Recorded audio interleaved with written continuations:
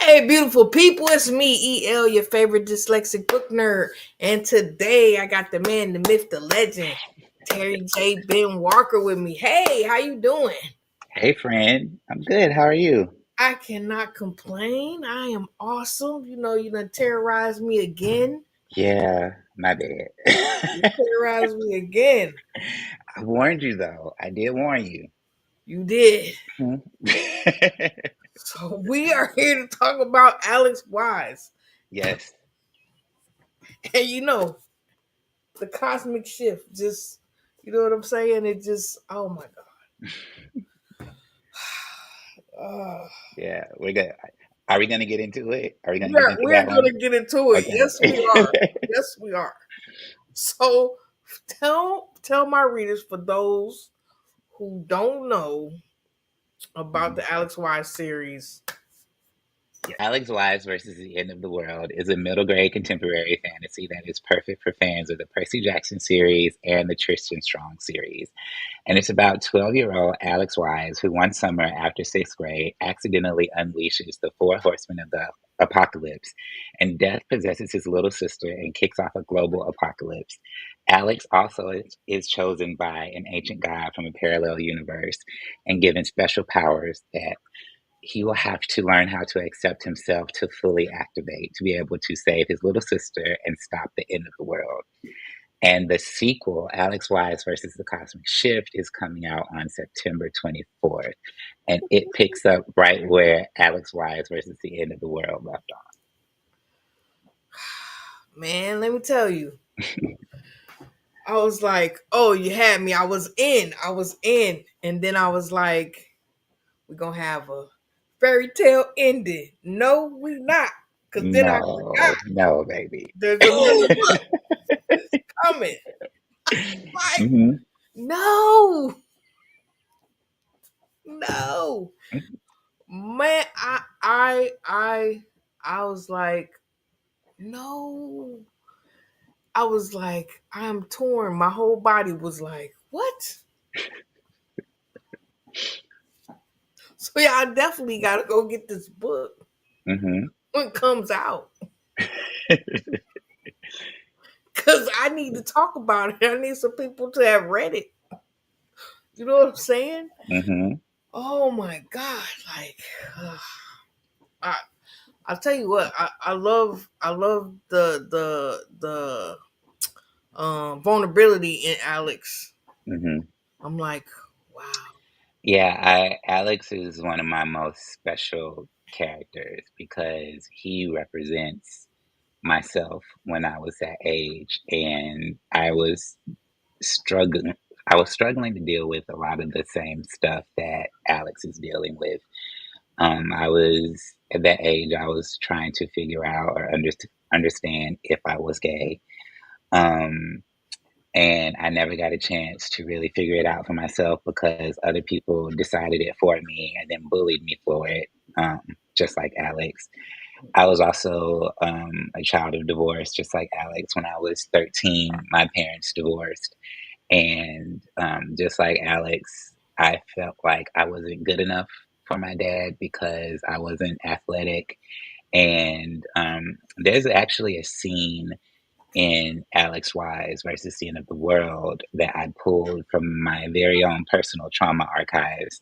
And it was the moment that Alex's dad signed him up for Little League baseball when he was 9 years old. And Alex is not athletic. Alex had no interest in sports, just like me.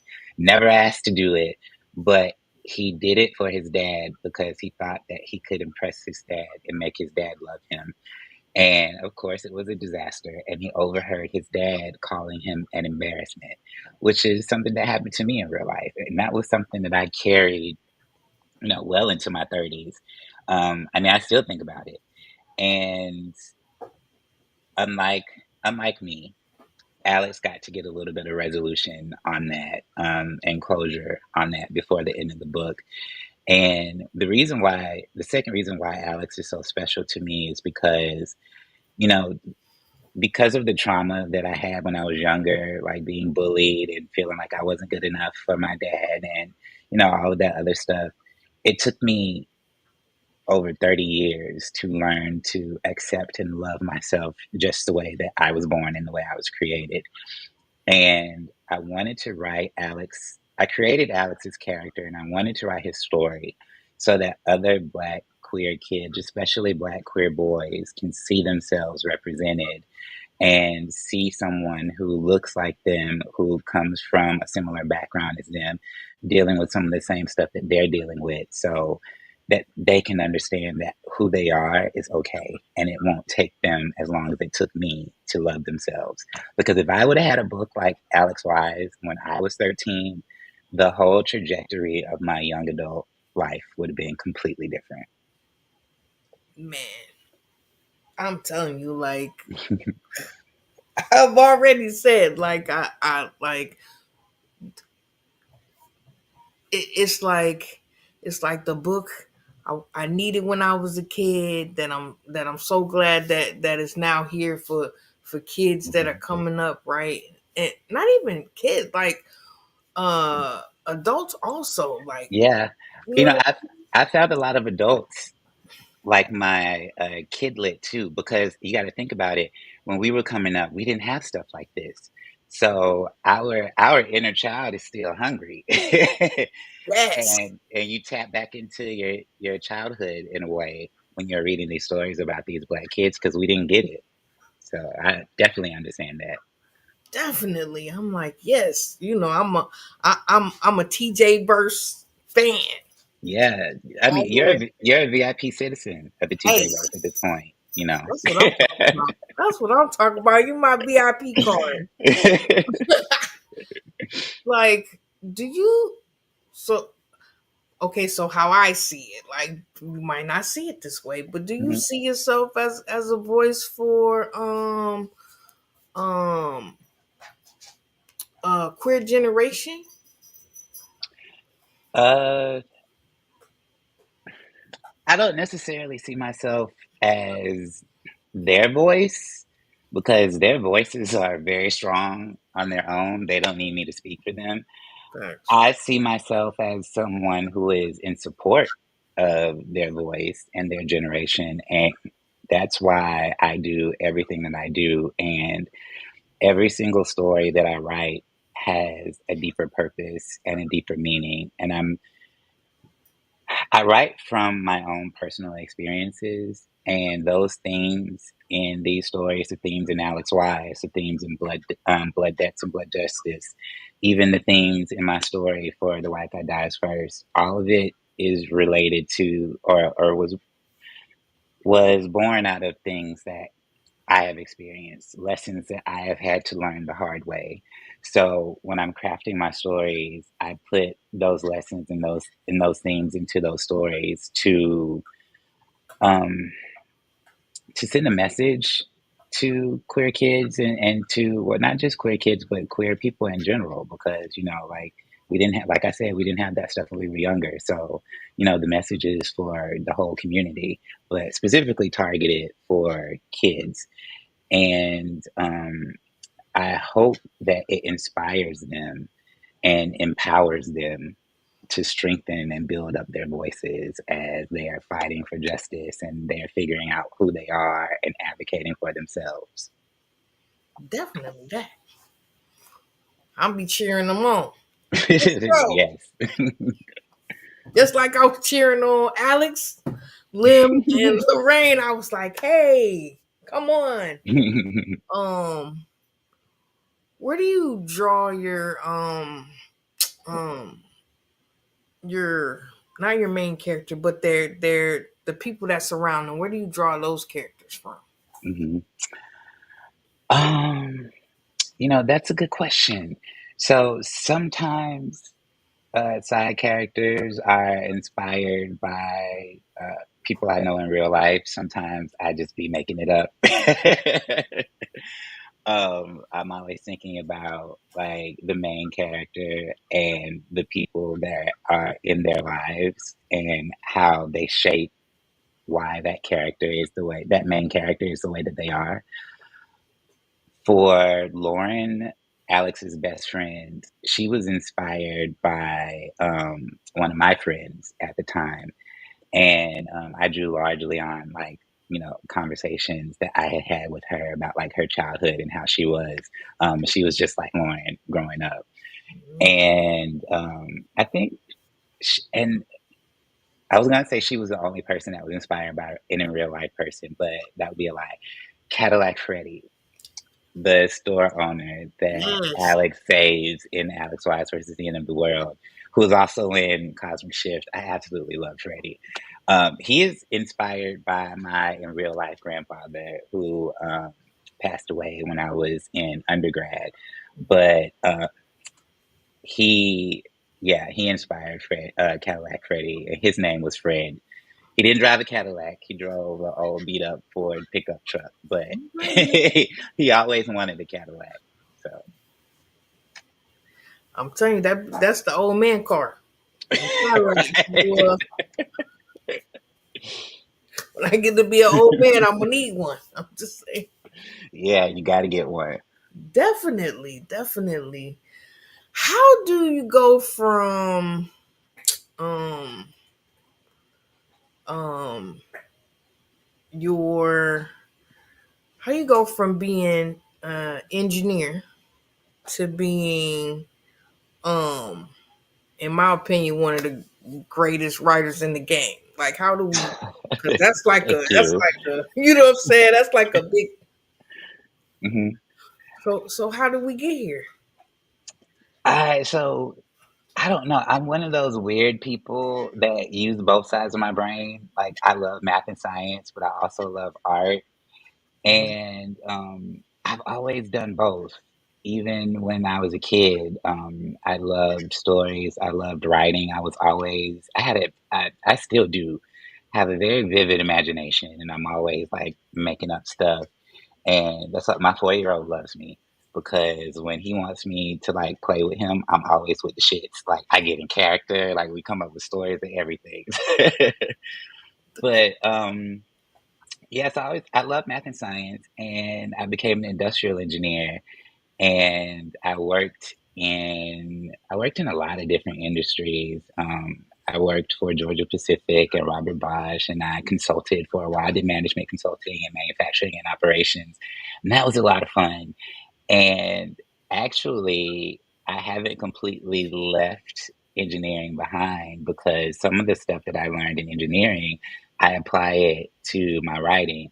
So I'm super analytical. So I'm always thinking about, like breaking down my characters and like building them back up and thinking like what makes them tick. I'm super logical about planning my stories. Like I even create for the Blood Debt series because I write in multiple POVs.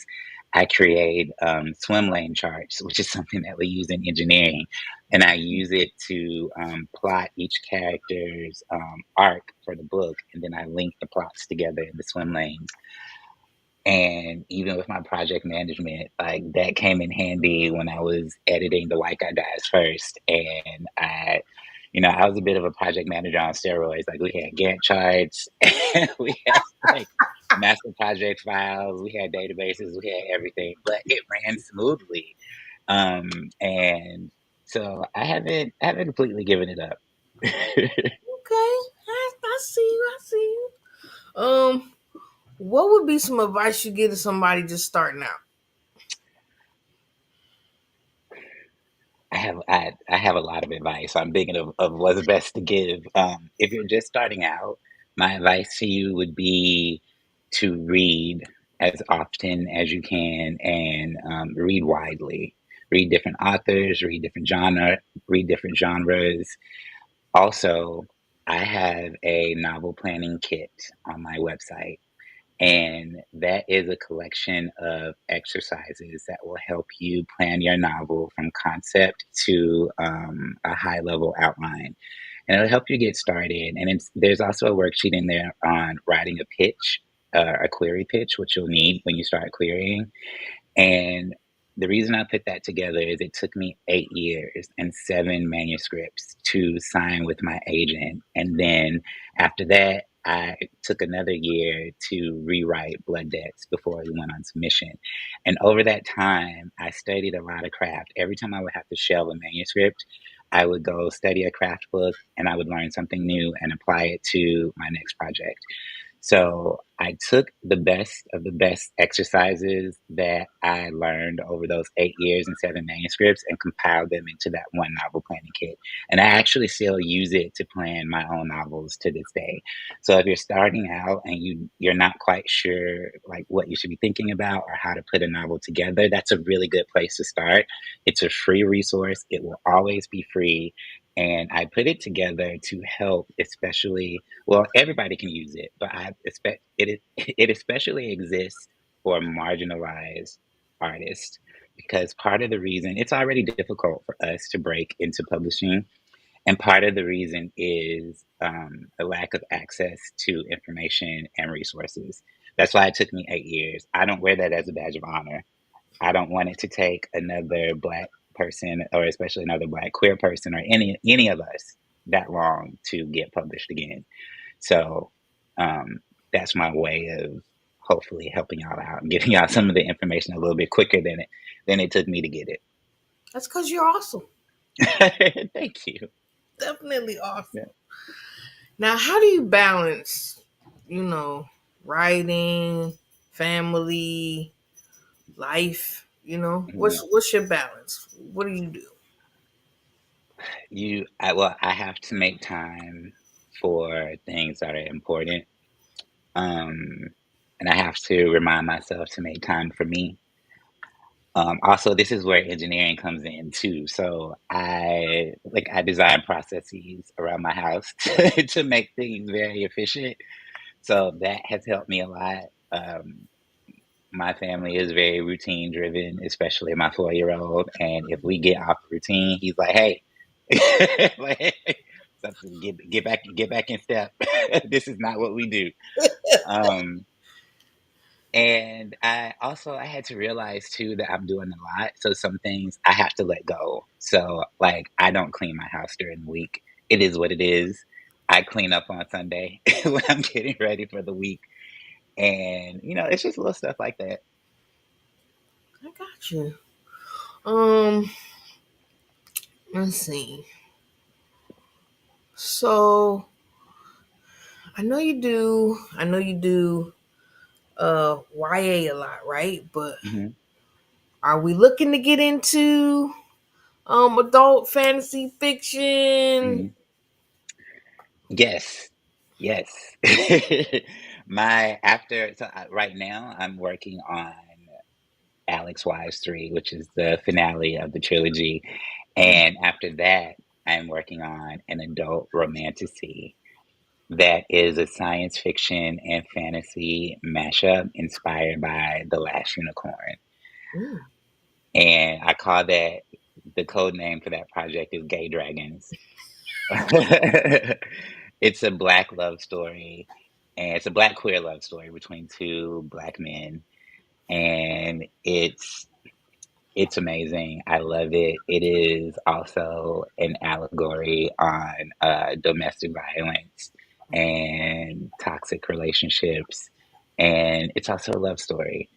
And it's my first real love story. Like, we had Clem and Eve's in Bloodbeds, right? Yeah. But the romance kind of took a back seat a little bit in that book because there's so much other stuff going on. But the romance is at the forefront of this story, and there's other very exciting things going on in the background. But I'm really excited to dabble in romance with that one. And after that, also that is coming out under my tour contract, and so it'll actually be out in 2026, and we haven't announced it yet. So hopefully we'll announce soon, and I can talk more about it. Cool. But I'm also working on an adult psychological horror, Ooh. and I've plotted it and I've started drafting it. I'm still in the beginning. I'm still in chapter one, and I've recently had an epiphany about some things that I want to add to deepen the story and make it even more wild. But that is probably going to be my most technical project yet. I want to play with the reader's perception of reality. Ooh. Um, and it is a piece about fatherhood and finding your identity and surviving unhealthy, toxic relationships, romantic relationships. Okay, I'm in. I'm tapped in. Yeah. Definitely, I'm excited for that. I'm excited for that. I ain't hear nothing about the next book in the Blood Dead series, though. I didn't hear Mhm. nothing about that. Well, I I always envisioned the Blood Debt series to be 5 books, Mhm. and Tor has only purchased the first 2. We still have to talk to them about purchasing the last 3. They have not said no. They're interested, and I'm hoping that we can start those conversations at the top of the year. Mhm. Mhm. And also I I've had a lot of time to think about it, and I love that series. And I'm disappointed that I'm having to take like a little break for a bit before I finish it, but I think it's okay for a couple of reasons. One reason being that I am kind of in a transformational period in my life where I'm doing a lot of growing and changing and developing myself, and I'm not sure I'm ready to finish it just yet. And I need to cook a little bit more. And I think working on these adult projects, because I'm challenging, even with Alex Wise 3, and then going from that to my romantasy, and from that to my adult psychological horror, I'm challenging myself in some way and like leveling up my skills. And I want to be able to come back to the Blood Debt series and really give you all those last 3 books, like when I'm at my best. And also, I Blood Justice was a very special book. Um, I was very angry when I wrote that book, and the whole series is a form of protest, but Blood Justice specifically is a protest book. And Blood Death was real, but Blood Justice, we say the quiet part out loud. Mhm. And so much in that book is relevant to so much that's going on right now in the world and in our communities and in our families and in our own personal lives. I'm not ready to move on from Blood Justice. I feel like I want it to sit with the community for a while, and I want it to marinate, and I really want us to read it and take it in and question our surroundings and what's going on, right? Yeah. And I don't know, I just feel like we're not ready to move on from it yet. Yeah, I'm probably gonna read it again. Hmm. And something too, I write all of my stories to be read more than once. So when you go back and read it the second time, you're going to notice a lot more than you did the first time, because you know what to look for now, because you know what's going to happen. Yes, because I'm definitely gonna have to read Alex Wise again. Same thing. Definitely. I was like, Mhm, and I love the growth, right? From the end of the world to the cosmic shift, like in all the thank characters, you. especially in Alex and him learning to love himself, Hmm. and still in learning to love himself, still having those questions and those doubts sometimes. Like, Hmm. you know what I'm saying, which made him really really human and really really relatable in so many ways, right? So I was like, Hmm. awesome, awesome, awesome. I can't wait to the next book. Can't wait to the next books. Really, I'm excited. Y'all need to go out and, hey, if these books come out, y'all need to go grab them. Hit the Hmm. library, hit the bookstore, wherever y'all Yes. getting y'all books from, man. Hmm. Listen, I, as a matter of fact, speaking about libraries, why did my library not have the books? Like I was like, hey, None of them? no. Oh man. Well, thank you for requesting them. Yeah, I was like, hey, y'all need to get y'all life together.